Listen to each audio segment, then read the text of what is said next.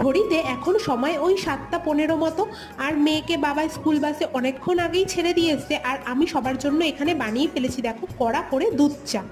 আমরা ইউজুয়ালি ওই দুজনে মিলেই চা খাই, কিন্তু এখন মা বাবা আসাতে সবার সাথে বসে একদম গল্প গুজব করে সকালের চাটা কিন্তু বেশ ভালো আমরা এনজয় করছি। এই গল্প করতে করতে কখন যে 1-1.5 ঘন্টা কেটে যায় সময় মনেই থাকে না। আর এখন ঝটপট দেখো বসিয়ে দিয়েছি দুপুরে রান্না, কারণ বরেরও রয়েছে অফিস। আজকে দুপুরে দেখো সিম্পল হবে নিরামিষ রান্না।